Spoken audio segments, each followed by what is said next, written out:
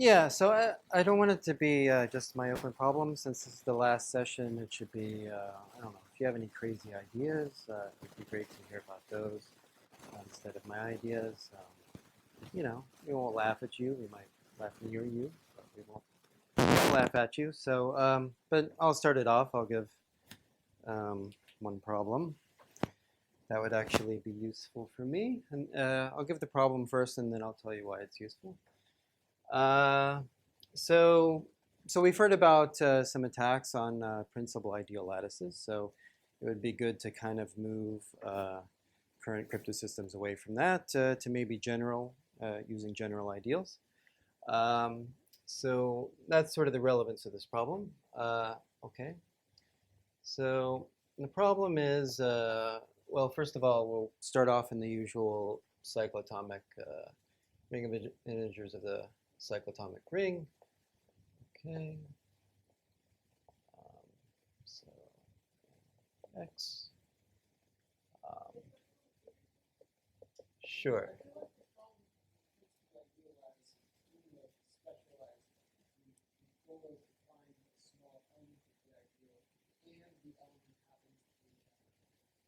Yeah, that's too specialized.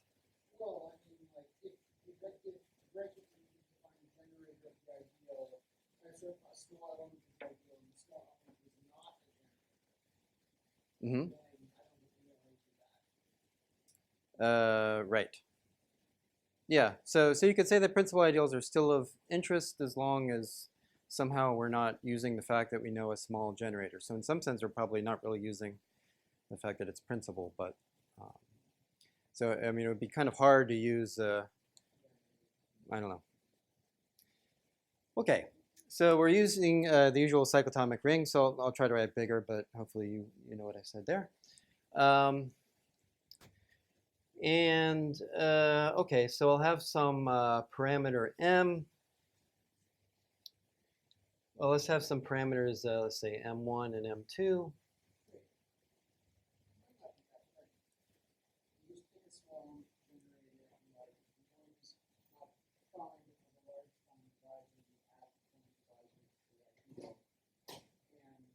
How do you you're taking the norm and finding a prime factor of the norm?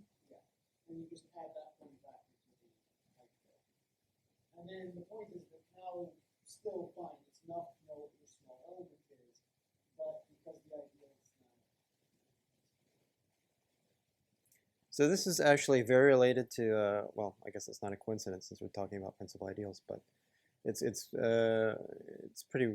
I'll say something very related to what you said. This idea of sort of starting off with a generator, maybe trying to factor the norm of the ideal generated by that generator to get something non-principal, um, and going from there. Okay, so so we have two parameters.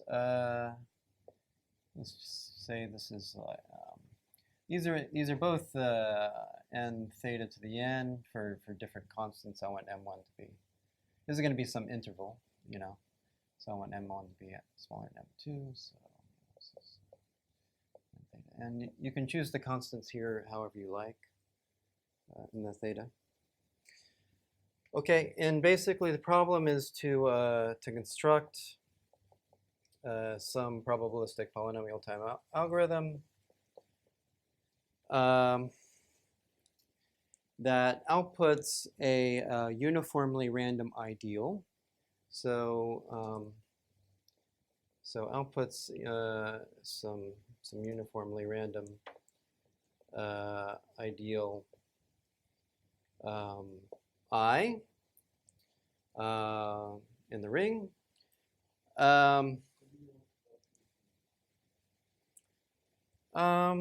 Maybe not. Well, okay. I'm going to say with norm in this interval here. Yeah. I want the norm to be prime too. It doesn't really matter, but let's say that it's a prime ideal with so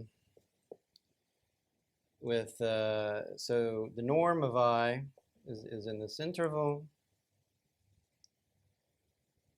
right? And I also want generators of this ideal, okay? So in particular, short generators. So I also want short generators. I don't know, some UIs, right? So I equals I is generated by these UIs. And by short, I mean their Euclidean length is like poly n.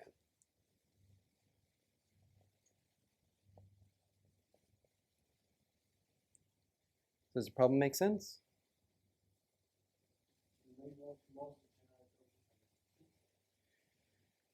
I certainly don't want more than 2, but maybe for some reason I have to give more than 2. I mean, once I have 3, I can probably reduce it to 2 generators pretty easily, but I don't particularly care about that.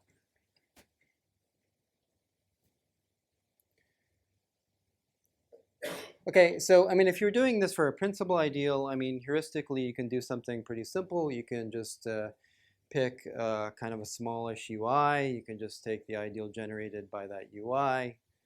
Okay, and then you have a nice short generator of it. That's great. Yeah. Right. So then you're getting, this is what I was alluding to. If you have a quantum algorithm, then you can do it. So what you would do is precisely what we talked about before. You would pick your initial element of the ideal first, some U1. Pick it, randomly so that its length is poly n. You get some ideal that it generates. You factor that ideal. You hope that one of the factors has prime norm in the right interval. Okay, and so now you have this short element that's in that ideal, and you also get generators of that ideal. And to get the other short generators, you just reduce those generators of the ideal you have modulo your short element.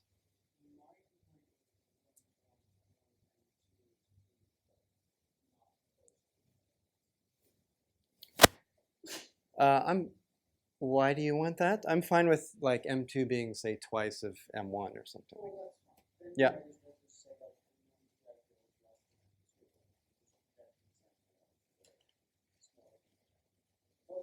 But I do want it to be at least a certain size. I want the. Well, that might be a problem, but, huh? No, I don't want it to be. I want it to be some random ideal with prime norm in a certain interval, but at least a certain amount. There's an upper and a lower bound here, so I don't want it to be just something with norm below a certain number. I can explain why I want that. I mean, I want that for the yeah.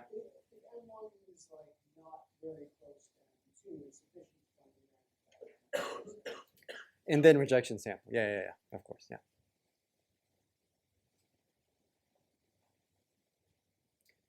So sorry, did the comment about quantum make sense? So if you have, I mean, so if you have quantum, then you can factor. And in particular, you can factor ideals, because factoring ideals is just as easy as factoring their norms. I mean, basically, that's what it amounts to. Yeah, so again, the algorithm is just to pick some random short element and then factor the ideal that's generated by that element, and then hope that one of the prime factors is something whose norm falls in this interval. And then, yeah. No, you'd have to do some more rejection sampling to get, because the probability that an ideal of norm p will divide this is basically 1 over p, right? And so you have to do some, a little more rejection sampling, but that's pretty easy to get uniform.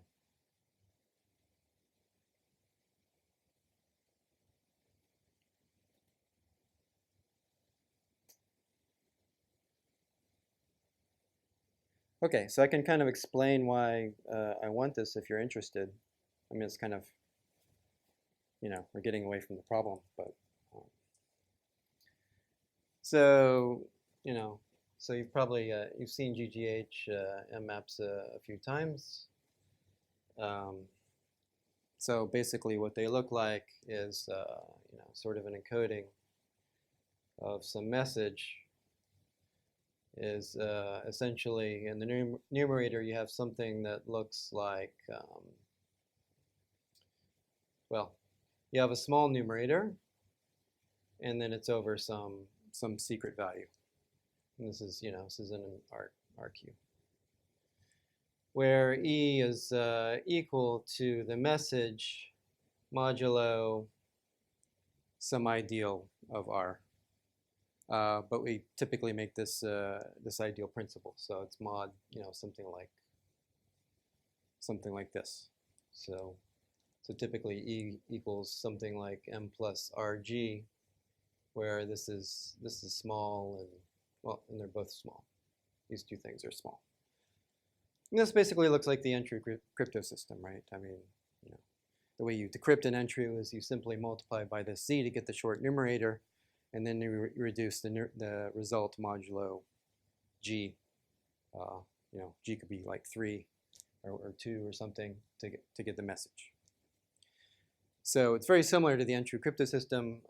One difference is that we want actually the this ideal to actually have really large norm, so that we can encode.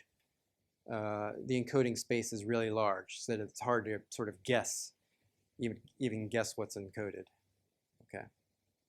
I don't want to get into it too much, but that's kind of the reason for the lower bound over there that we want on the norm of the ideal that we're using.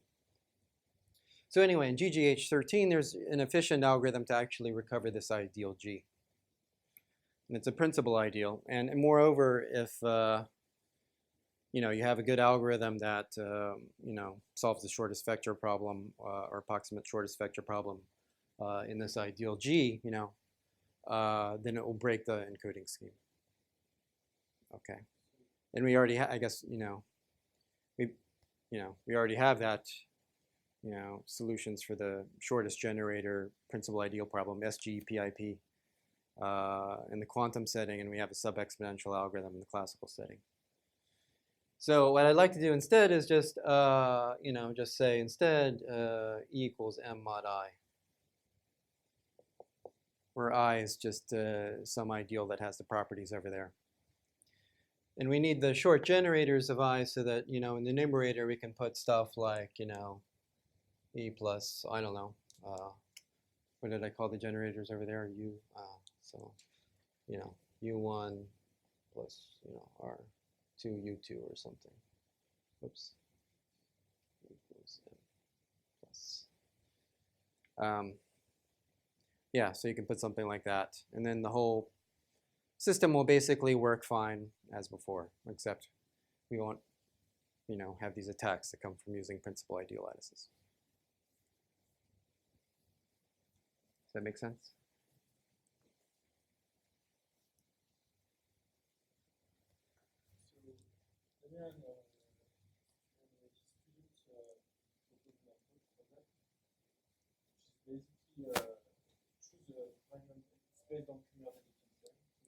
Based on what? So basically, you choose a prime P, and you factor, so you're working, you factor the phi of n when you do P.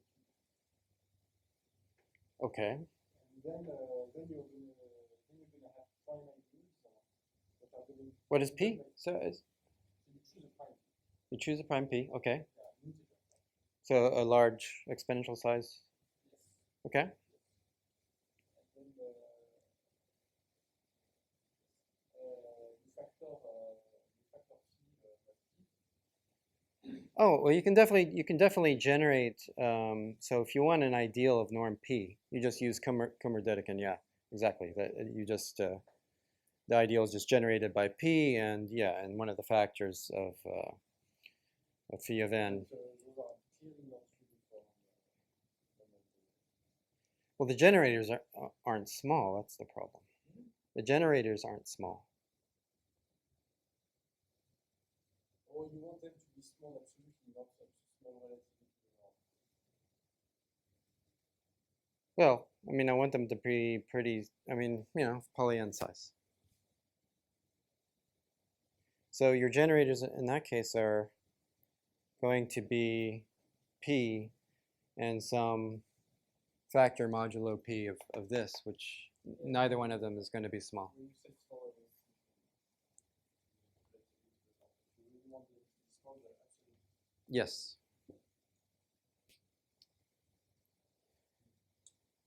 Yeah, I mean, I want a situation like where I have with principal ideals, where I just generate a really small element, like small, like with coefficients that are of size polynomial in n, and then I just take, and then that's my ideal. Except I want to do this with general ideals, so I need more than one generator. I need them both to be small. It seems like it should be a pretty easy problem, but I just don't quite see how to do it.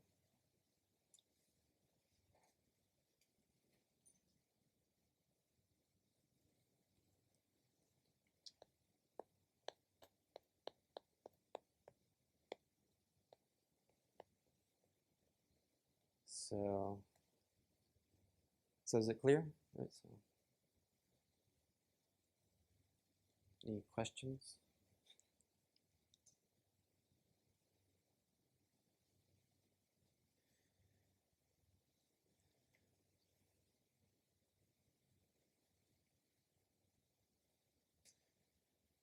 I mean, you might be able to, I mean, I don't know. I mean, there's stuff that doesn't work, like trying to create your ideal as like a product of, maybe an ideal smooth norm. So you take it as a product of a bunch of ideals, non-principal ideals with small norm. So if you have an ideal small norm, then just using Kummer-Dedekind, you have a small basis of that ideal small norm. It's kind of a silly basis. But, two problems. It's kind of hard to, once you take the product of all these things to get an ideal of big enough norm, you don't have generators.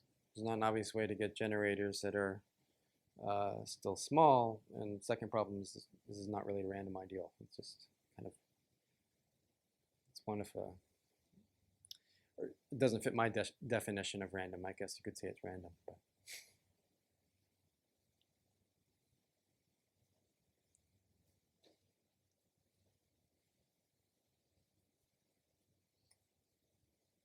Okay, no solutions. We can. Does someone else want to come up? I don't want to be fully responsible for how this workshop ends. So. So you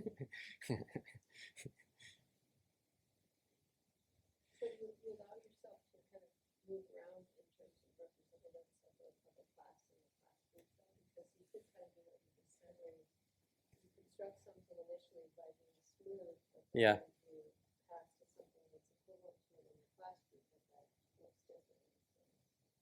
So it really looks smooth. Yeah, yeah. At some point I had thought of something like, but that's actually, yeah, it's a good.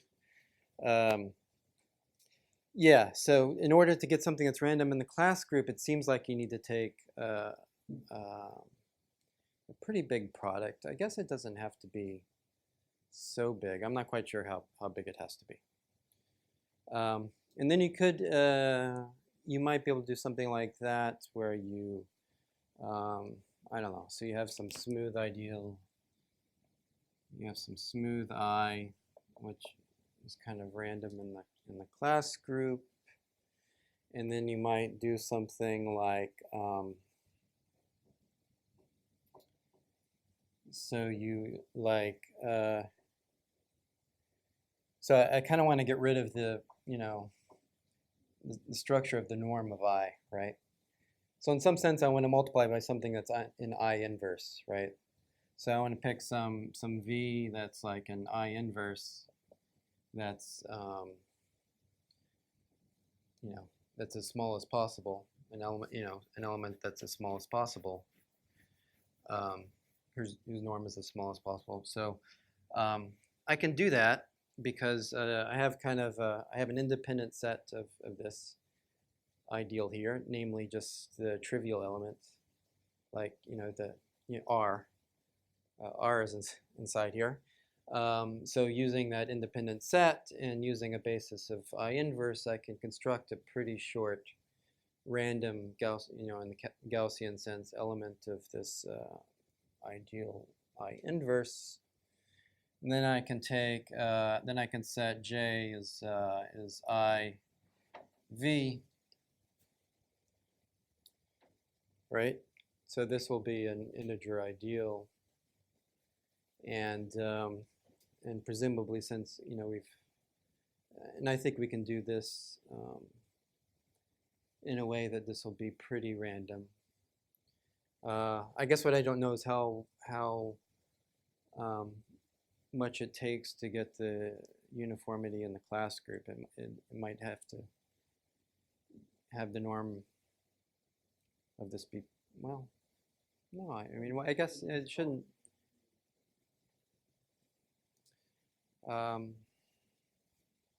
Yeah. So if you pick,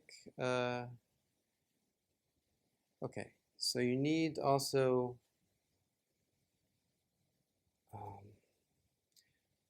so for this to work, you need, so for your initial I mean, and there's also the second problem that you don't really have short generators of this smooth I.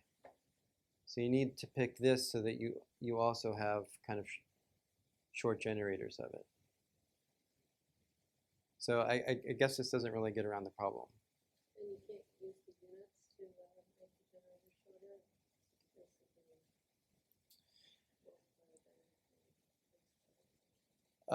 You can try, but I don't think it will be successful. I think what happens when you get a couple of generators of some random ideal I is just, and then you try to apply the log unit trick to these individual generators or something like that. I think you're probably not going to get much mileage because you'll see the small norm of this lattice only when you put these two things together, right? Each of the individual generators is probably going to generate an ideal of pretty huge norm.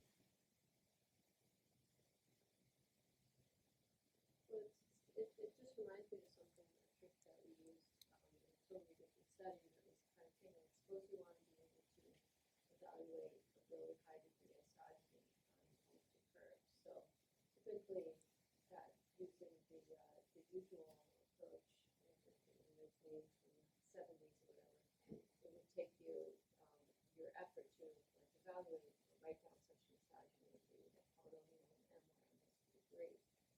So, like, if M is in your range there, like your norm, this is very related to this question, and just different guys.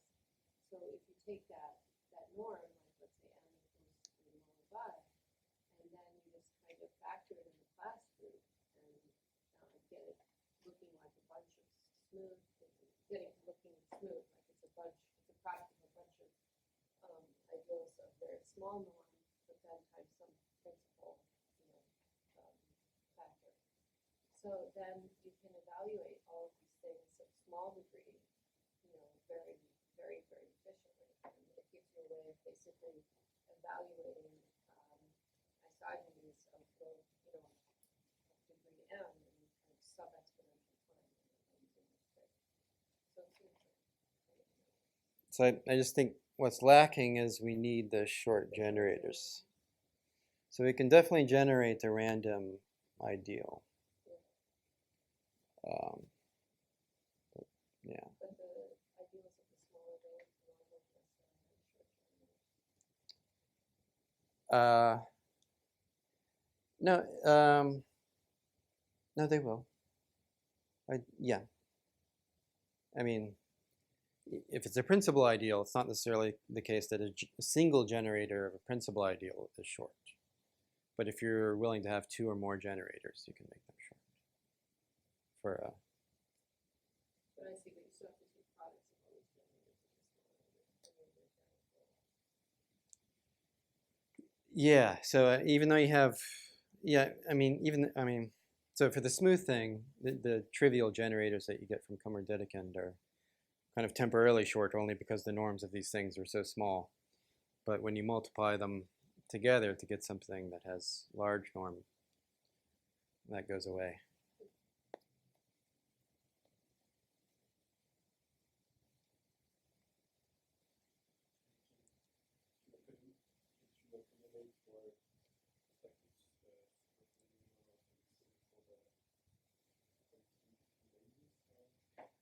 So what was the last word? The size of your basis vector. Could you accommodate for sub-exponential and doesn't I would prefer polynomial because I want to stick this inside the GGHM map and use it. So I would like the number of generators to be polynomial. But if you have something that's quasi-polynomial, that would, I don't know, that would be interesting, I guess. But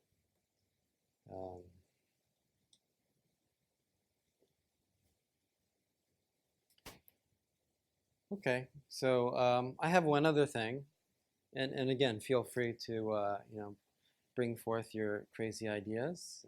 You know, this is our our last hurrah before the end. Okay. So this is something I told Leo last night, and it kind of surprised him. So I thought I'd just kind of tell everybody because I think it's Leo doesn't know it, then it's certainly not well known. So we talked about LWE parameters this morning. So this is showing that sometimes the situation can be even worse than you thought. Okay. So suppose that you have some lattice, you know, such that the determinant of the lattice, you know, it's it. Okay. So I have a lattice that's in Zn, and its determinant, by which I mean it's, you know, its index in Zn is let's just say it's basically n to the n. Right? Okay, and now I want to solve the approximate shortest vector problem in this lattice. Okay, so what do I do? Well, obviously I apply LLL, and you know, I get something within a 2 to the n factor, right? We all know that's the best that you can do in polynomial time, right? Well, it turns out that is not the case. So what I do is, first of all, I take my lattice basis, and I write the Hermite normal form of L, you know, which is some matrix. It's, you know, say lower triangular. Usually what will happen is something like this. Let's just suppose the determinant of L is prime. Okay, just to make life easy for ourselves. Then what will happen is that in the upper left corner you'll have the coefficient determinant of L, and then you'll have a bunch of 1s, and then you'll have non-zero stuff here. Right? I mean, just by doing row operations or column operations, whichever you prefer, you can arrange the lattice, the basis of the lattice, so that in one corner you just have the determinant of L, and then you have 1s. Okay, so I'm just going to say this is prime, just to make things easier on ourselves.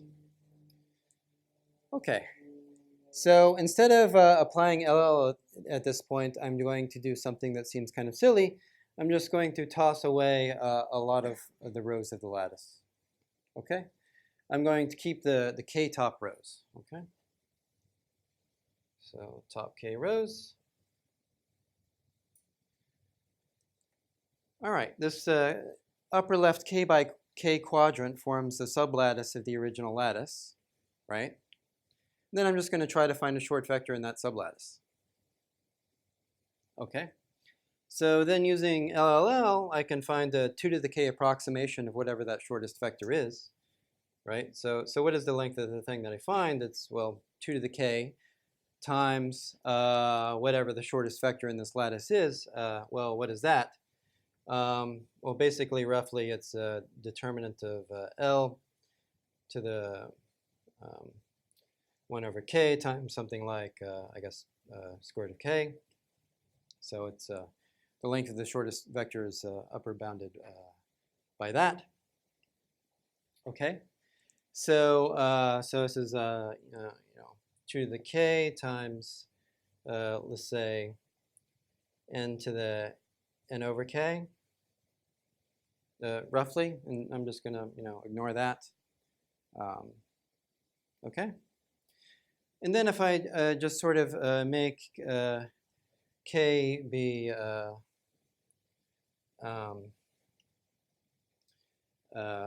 let's just set k to be square root of n, then this number becomes 2 to the square root of n times n to the square root of n. So basically, I get a 2n to the square root of n vector in this lattice, which is in particular at least a 2n to the square root of n approximation of the shortest vector in the lattice. Neat trick, huh?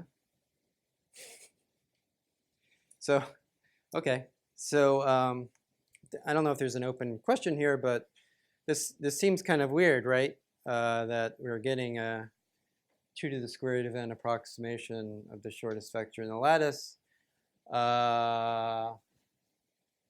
So for parameters, you have to be extra cautious if you're working with a lattice that's known to have a short basis. And maybe this trick can somehow be an ingredient in some other algorithm that, I don't know, is surprisingly devastating. So this doesn't really work.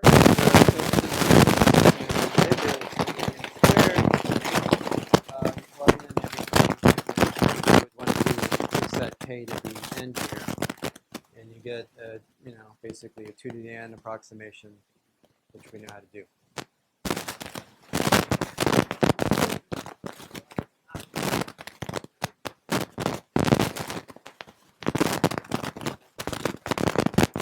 Right. So it is of interest in very limited situations, I guess, but FHE would be some other FHE, especially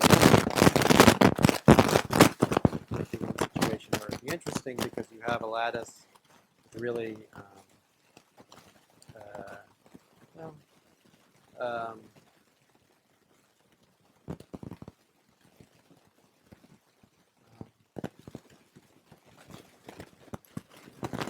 actually, I'm not sure what it applies anywhere. Yeah, so I don't know. The question is, I mean, this seems like a really kind of cool trick, surprising trick. Can you find any scenario in which it works, especially possibly as an ingredient in some other algorithm? Ah, yes.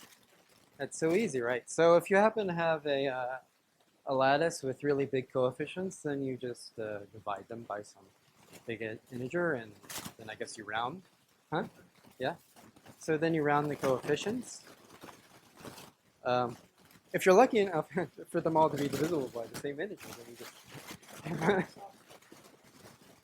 Exactly. So this error looks innocuous at first, but then you take that new lattice and you compute the Hermite normal form of it, and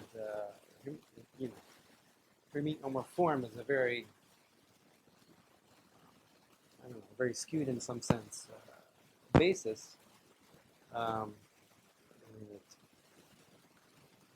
mean, for example, if you start off with a lattice basis of sort of nearly orthogonal vectors, and you apply the Hermite normal form, the integers in the linear transformation that you use to get to the Hermite normal form are going to be huge, right? And that hugeness gets multiplied by the errors, by the round-off errors.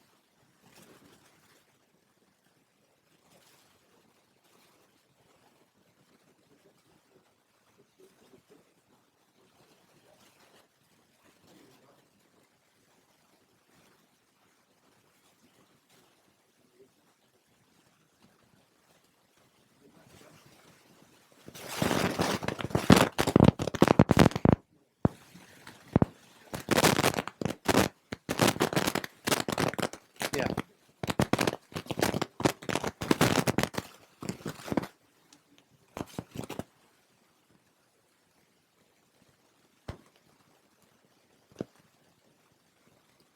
Sorry, what? I missed your point.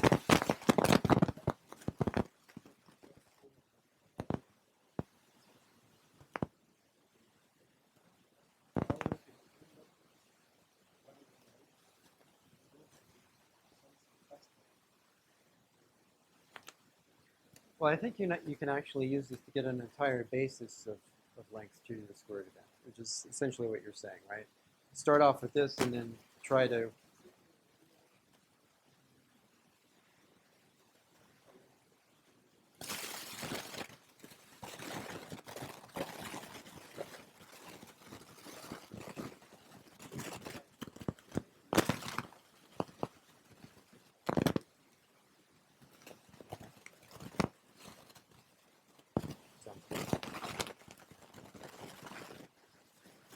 The term is still kind of big. But.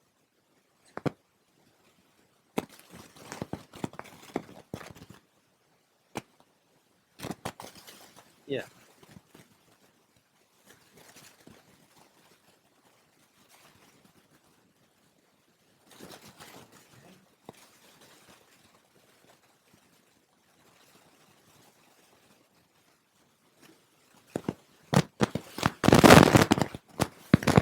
Yeah, this is a phenomenon that we saw, I guess, I don't know, who else discussed it?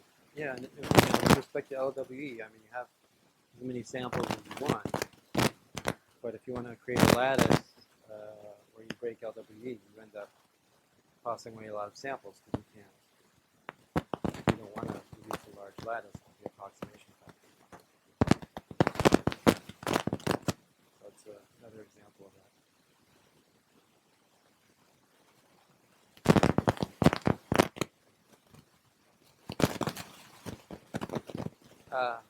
Have I? No. Why do you ask? You don't believe it, or you?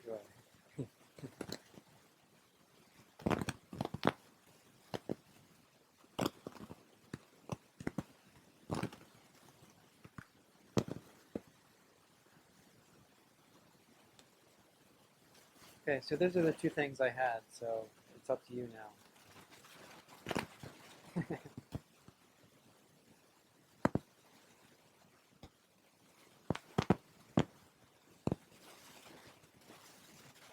The determinant is up here in the upper left in the part that we kept.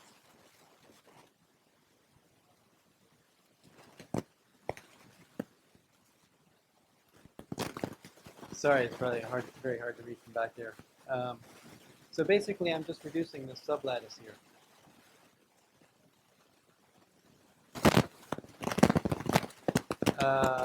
Basically, 2 to the square root of n.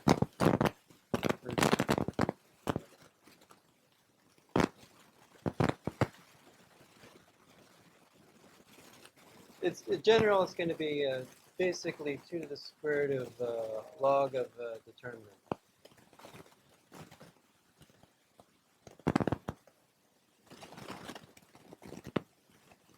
In that case, since we're in Zn, you'll probably be able to find a short basis anyway.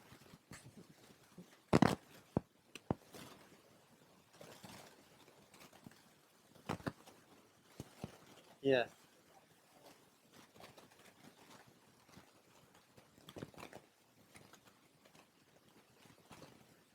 Yeah. So, but in general, yeah, the lower the norm is, the better this works.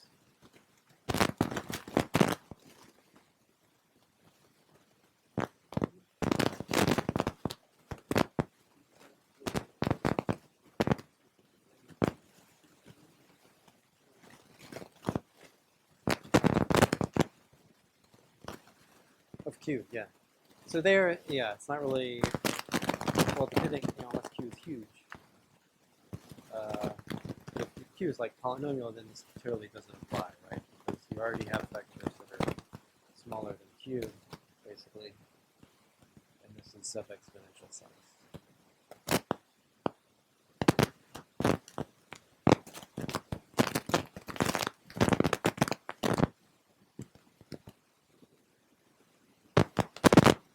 Does that make sense? Any more questions about that?